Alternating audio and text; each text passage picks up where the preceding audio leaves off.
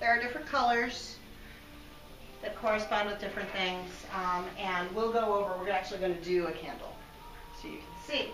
And I figured it's the new year, we'll start with a prosperity candle, specifically for the shop. And I'm going to go the easy route and use one that's not in glass yet, so that we can do the full thing. And I'll talk about the modifications you can do on ones that are already in glass. So you start by figuring out what it is you want to do. We've said prosperity. Green is your prosperity color. It's the color of money. It's the color of growing. So it's abundance. It's prosperity. And generally, if you were doing this at home, you would use your sacred knife. We're using the sacred paperclip. And you can carve symbols or words into the candle. And I'm just going to go with a simple Norse rune for prosperity, which is this. Okay. You could just as easily do this, you know. Another nice one is if you kind of do a cup, especially if you have emotional issues around money, with sort of tilted with coins falling out of it. And then at the bottom of your candle, you would do kind of a pile of coins. It doesn't have to be recognizable to anybody but you. You're the one doing the candle. But essentially what you're doing is you are programming the candle. You're letting the candle know what it is you'd like help with. Obviously, before you start, it's good to get into a sacred space, clean yourself, take a couple of deep breaths. If you are one for drawing a circle, draw your circle, create your sacred space. I like to carry my sacred space with me, so. And you hold the candle for a minute so that you are attuning your energy to the candle. And then I'm just going to do a nice simple rune. And I'm going to do it fairly large because it's for the store. And so we're overriding any lack that's coming in. But depending on what I wanted to do and what kind of space I wanted it in or who I wanted it for, I could do a whole bunch of smaller ones. You can't see it very well, but it's there. It's carved in.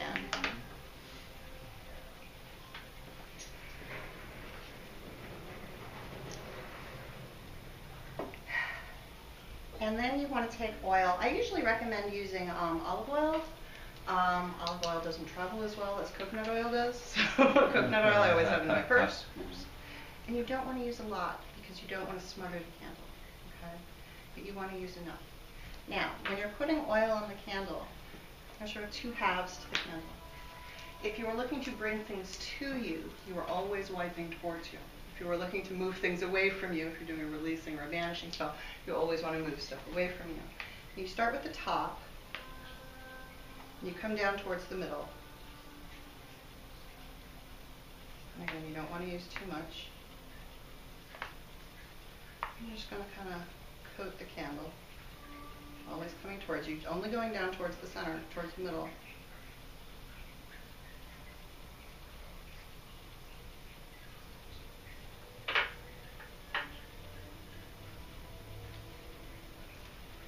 And then because you have to do the other side also towards the middle, you turn it around so that you're still wiping towards yourself.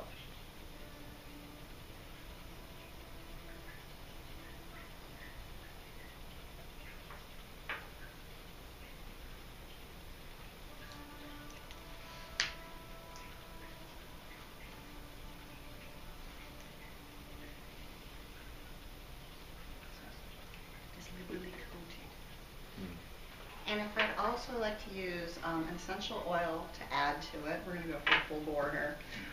Because it's a business, I've chosen cinnamon for the essential oil because cinnamon is specifically good when you're talking about attracting money for business, for attracting customers, for attracting goodwill. And so I'm just going to put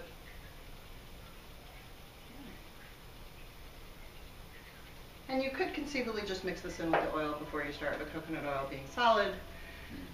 Before it starts getting rubbed, it's easier to just do this.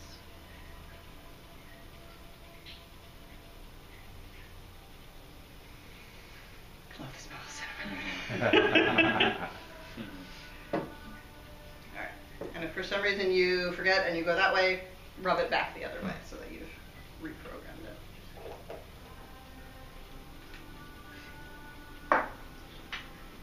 This is where we wear things with patterns. And I'm going to do a combination of herbs and stuff on it. We're going to use hyssop, or as one of my teachers from the Appalachians likes to call it hyssop. And we're going to use magnetic sand. We're drawing things towards you. It's much like putting lodestone in your abundance tin.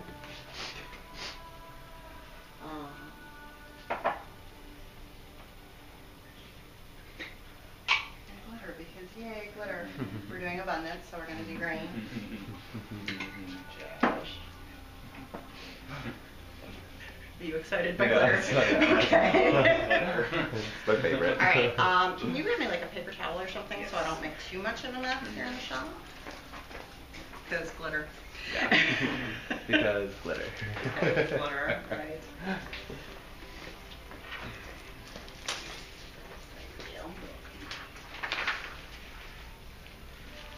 Now, if you had a mortar and pestle, if you had not forgotten your mortar and pestle at home today, you could grind up the herbs.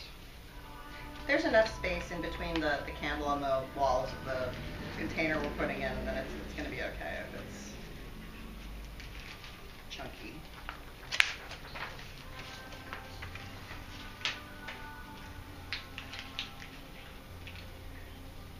Obviously, you would never use magnetic sand if you were trying to repel something or banish something. Counterproductive.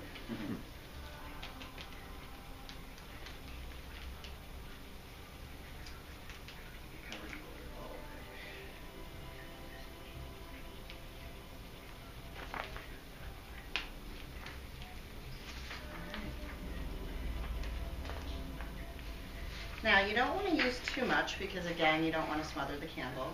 As it burns, it's going to, come into it. And if you've ever worked with a candle, it's a little feisty. Sometimes you change any one little thing. But, so, usually what I do is I kind of spread it out a bit. There's more glitter. Always more glitter. Yeah.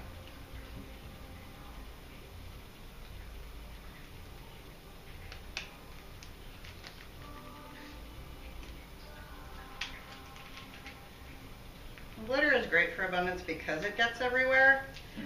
It kind of reminds you as you go through your day that, oh yeah, I did this abundance thing. Also, the idea that it's everywhere is fairly abundant. Yeah. So, you're going to roll your candle in this. And this is why it's good to have the herbs a little powdered. It just sticks better. So, you can sort of add some coating. If you're rubbing it on, always rub towards you. And for this, you don't really have to turn it over, so you can. And it doesn't have to be completely coated, but you want to see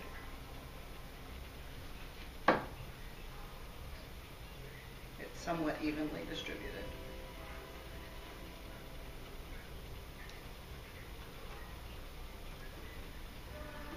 I chose hyssop, by the way, or hyssop.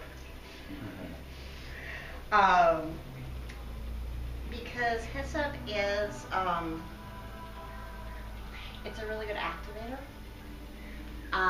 It tends to, if you're doing hoodoo, it tends to call in like that, because you're guarding the crossroads. And so anytime you're doing any sort of magic, opening the crossroads opens the veil, and so it creates more oomph for your juju.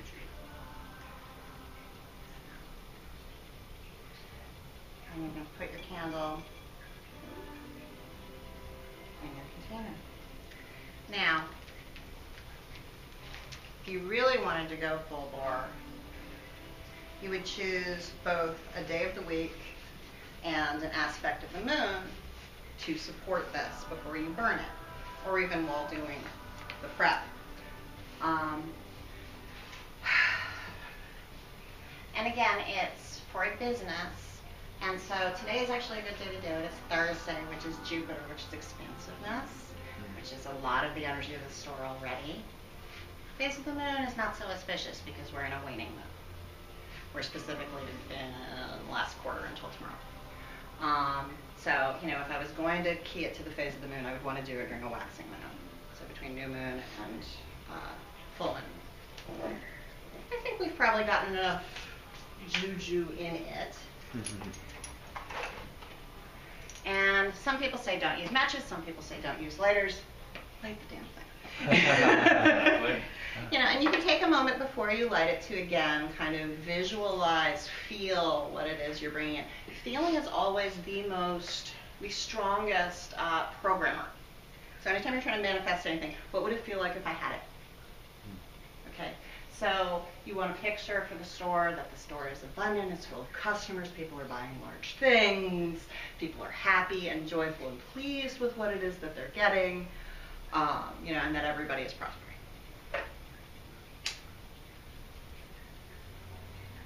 Light your candle,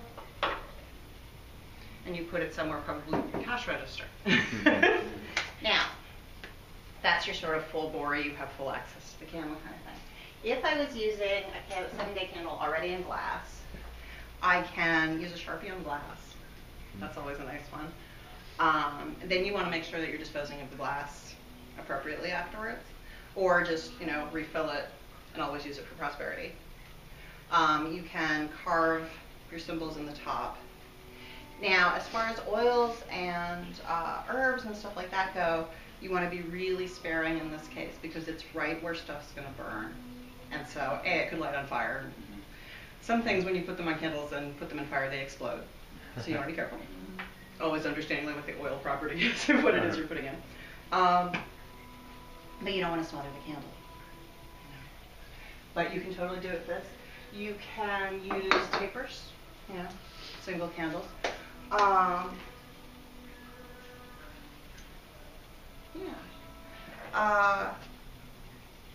So that is a basic prosperity candle for a business. Do you guys have questions? I've given you this handout, and you'll see I've bolded sort of what I think the strongest property is of any given thing. The symbols that I've given you are in no way complete. You can use any symbol. Let me show you how to do how to come up with your own sigils for stuff. The easiest way that I do is you figure out what it is you want. You make a statement, you make a sentence. So Tim, give me a sentence of something you would like to manifest. Love. Okay. So, love. The letters L-O-V-E, right? When you're doing this particular technique, you drop out your vowels. Okay. So we're going to drop out. Oops. And then what you want to do is you want to create a sigil out of the 2 remaining letters. So it could be like that.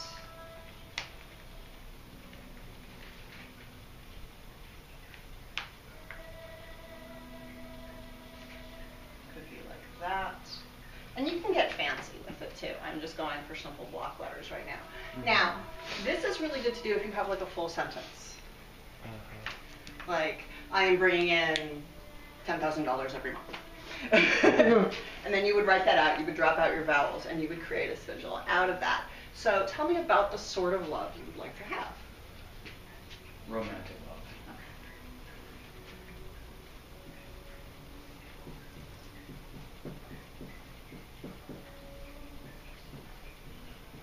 Okay. You can go into more detail. So romantic love, equal partnership? Equal partnership.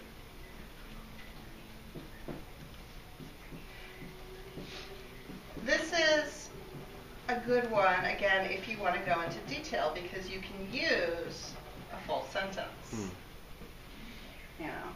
So you're going to drop out your vowels.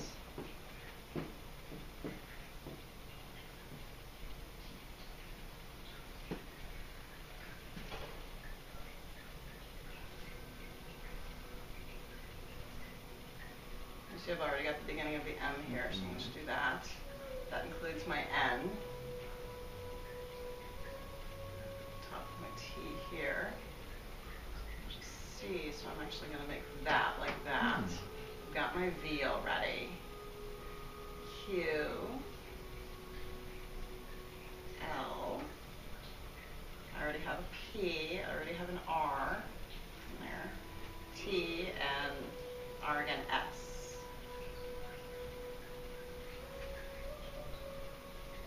H.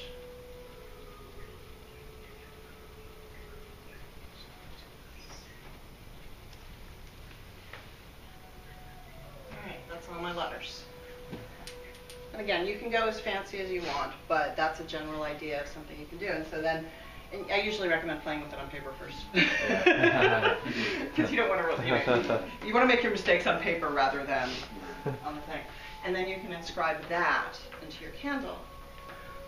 Again, if you're using a 7-day candle in glass, you can either, Sharpie it on. You can also take paper that you've meditated on for a moment, cleared, cleansed.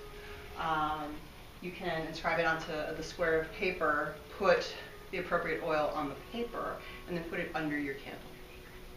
And so that it's programming. The idea of using a candle in general is that flame sends heat upward, and so it's sending your prayer, sending your program, sending your spell up into the universe so that the universe can handle it. The key is, A, every time you look at the candle as it's burning, you're reminded, oh yeah, I programmed this thing, that's great. But you can also, within reason, walk away and forget about it. Obviously, this is earthquake country, people have cats, so, but the candle is doing the work, and you don't have to hold on to the ideas tightly, because anytime we hold on to stuff, we block the energy. So you're giving it to the universe, you're letting the universe do the work. Now, again, we're in earthquake country, people have cats, fire hazards, whatever. So it is okay to put it out and then just relight it when you're around to babysit it again. But you want to let it burn all the way to the bottom. Sometimes interesting things happen, so you may want to put a saucer under it. I have, on occasion, when I'm running a really powerful thing, when it gets to the bottom, it'll actually explode the glass. Most of the time, it'll just crack the glass if it's going to do that, and then as long as you're around, you can kind of notice, oh, I need to put that out now, or put a plate under it or whatever.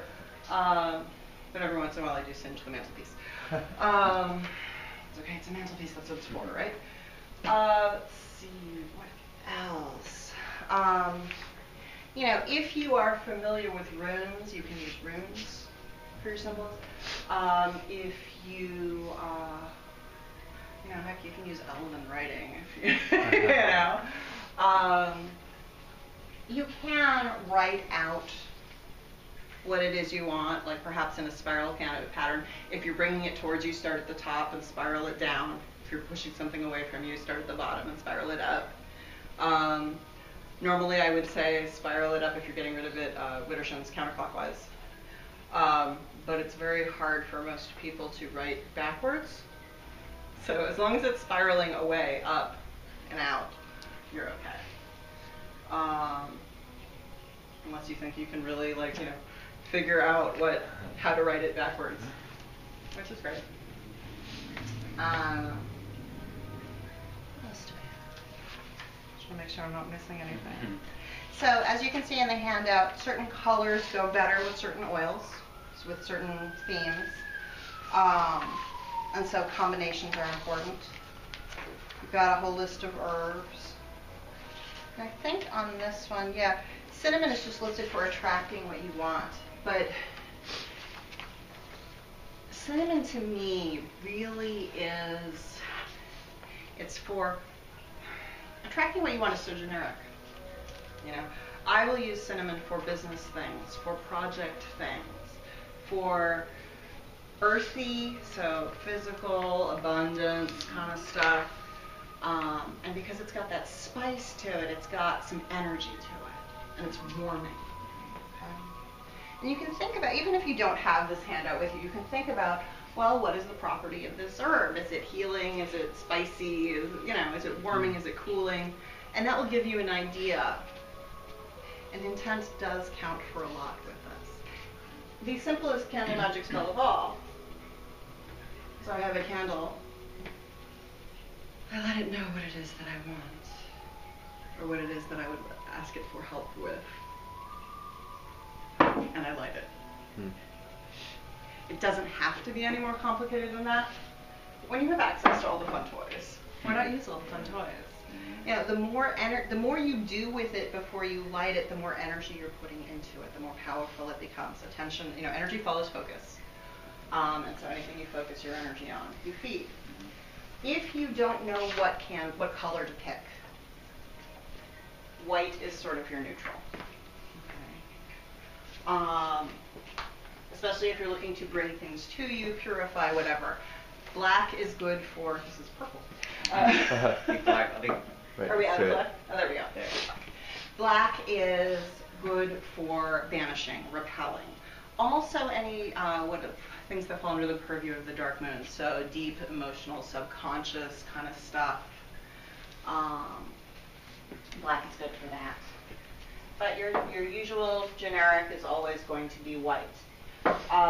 If you are buying your candles at the 99-cent store or the grocery store, a lot of times they will have stuff on the glass. And generally speaking, I go for the neutral, powerful stuff. So Mother Mary, Yeshua Messiah, that kind of stuff. Frequently, if it's not a religious candle so much as a woo-woo candle, it will say on it like a prayer, and it will tell you exactly what it was designed for, so you can kind of pick and choose that way. There are, of course, also shaped candles. We have the pyramid ones here. The shape of a pyramid enhances or energizes anything within it. And so, again, a green pyramid would be great for prosperity. It's not as convenient in my mind because it's not in glass. You have to find a holder for it. Else.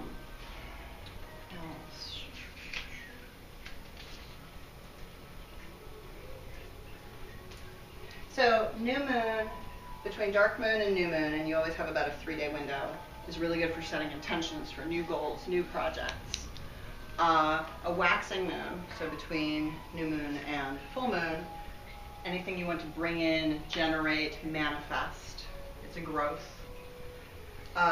Full moon is just sort of the full energy of the moon, so anything you want to throw a little extra juju into would be full moon. And a waning moon,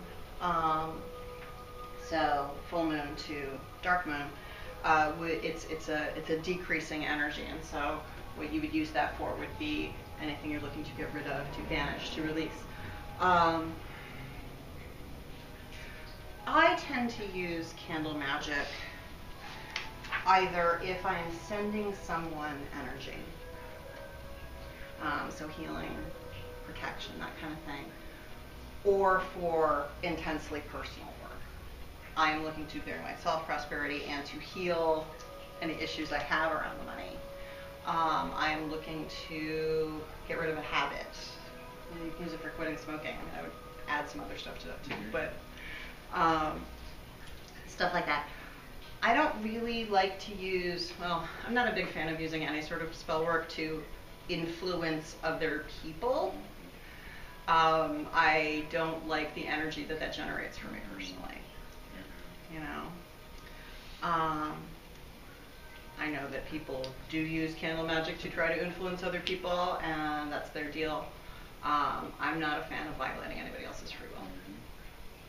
So, you know, if I'm doing a love spell, I'm doing a love spell to attract what it is that I would like into my life. I'm not thinking about him or her, you know.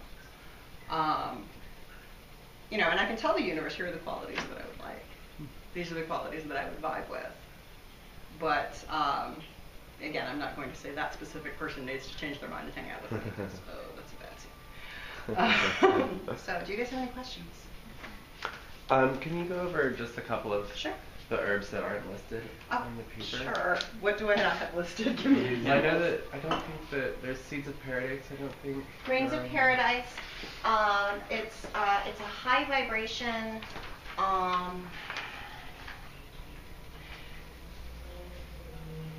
think about what the energy of the words grains of paradise means. Okay, and so I'm enlisting the big help, and I'm looking to manifest or bring in or dispel. Well, manifest or bring in something fairly high vibration. Or if I'm using it for a banishing, I'm looking to get rid of something that I feel like I need a lot of help with. Like if I have an obsession, I could use it for that.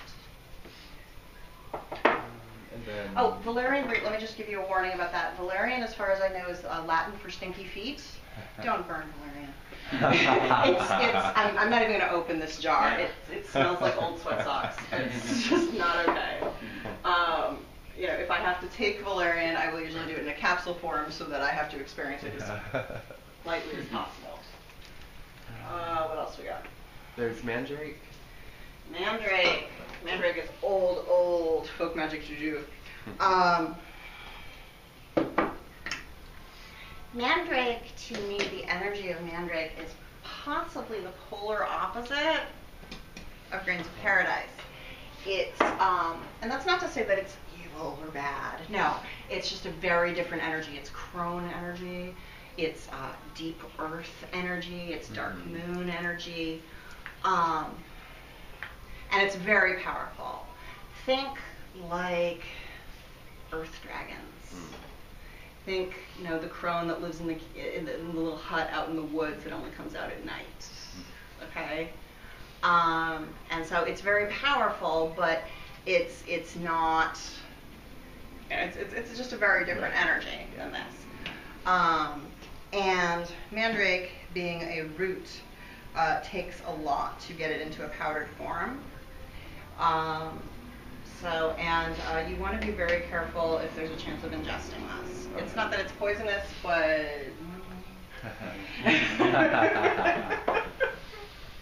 And then Copal, I think is the last one.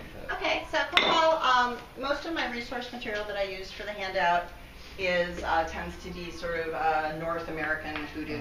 Okay, and Copal is very much South American shamanism, witchcraft. So it's a resin, and I tend to find it has the same energy as frankincense. Okay. It's clearing, it's high powered, high vibration. It has a little bit more healing to me than frankincense does. Yeah. Frankincense is really get off me, whereas Copal is clear me.